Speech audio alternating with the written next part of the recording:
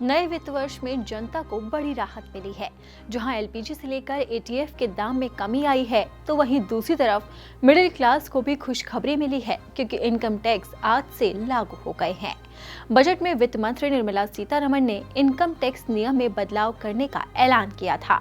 उन्होंने घोषणा की थी कि 12 लाख रुपए तक की सालाना कमाई वालों को टैक्स देने की जरूरत ही नहीं होगी। यानी कि अगर किसी शख्स की सैलरी 12 लाख रुपए है तो उसे एक भी रुपए टैक्स देने की जरूरत नहीं है। पहले न्यू टैक्स रिजीम के तहत ये लिमिट 7 लाख रुपए थी, अब सरकार ने इसे बढ़ा दिया है। लेकिन लोगों के मन में अभी भी सवाल है कि नए टैक्स स्लैब में कितना पैसा बचेगा। क्या पुराना टैक्स सही है या फिर नया? इन्हीं सवालों के जवाब जानेंगे हमारे शो मेरा पैसा में, क्योंकि आपका पैसा हमारा पैसा, सबका पैसा एक ही तो है। नमस्कार, मैं हूं अनुराधा तिवारी और आप देख रहे हैं दैनिक जागरण। हमारे इस खास शो मेरा पैसा में आज बात करेंगे नए टैक्स स्लैब के बारे में और लोगों को मिलने वाली राहत के बारे में।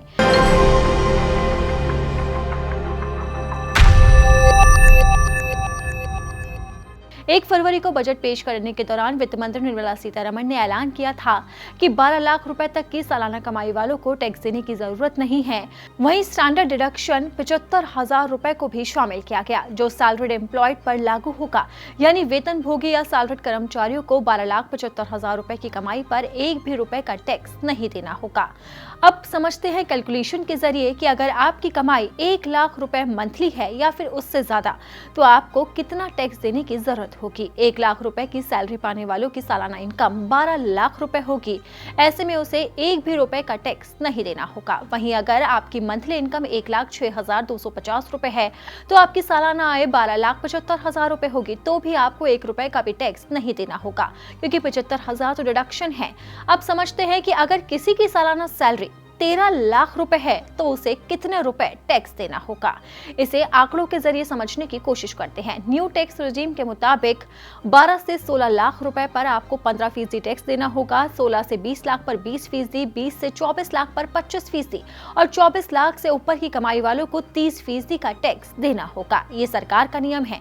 अब इस लिहाज से 13 लाख रुपए की आय पर टैक्स को कैलकुलेट करते हैं तो 13 में से 75,000 रुपए स्टैंडर्ड डिडक्शन घटने के बाद कुल 12,25,000 रुपए उनको सैलरी देनी होती है। और उस लिहाज से 0 से 4 पर 0%, 4 से 8 पर 5% और 20,000 रुपए पर आपको टैक्स देना होगा। और इस लिहाज से आपको ज्यादा टैक्स नहीं देना होगा। इतना ही नहीं, एफडी पर टीडीएस कटौती की सीमा 50,000 रुपए से बढ़ाकर 1 लाख रुपए कर दी गई। इससे उन सीनियर सिटीजन को फायदा होगा जो रिटायरमेंट के बाद एफडी से मिलने वाले ब्याज से जीवन यापन करते हैं। किराएदारों के लिए टीडीएस की सीमा 2.4 लाख रुपए से बढ़ाकर 6 लाख रुपए कर दी गई। साथ ही अब 2 घरों की एनुअल वैल्यू क्लेम कर सकते हैं। ये सभी सौगात सरकार ने बजट के दौरान जनता को दी थी और अब नए नियम लागू हो गए हैं। और आज एक नया वित्त वर्ष शुरू हुआ है और आज से ही ये सभी नए नियम लागू हो गए हैं, जिसके बाद जनता को बड़ी सौगात मिली है। अगर आपको हमारा ये खास कार्यक्रम पसंद आया तो इसे लाइक और शेयर जरूर करें।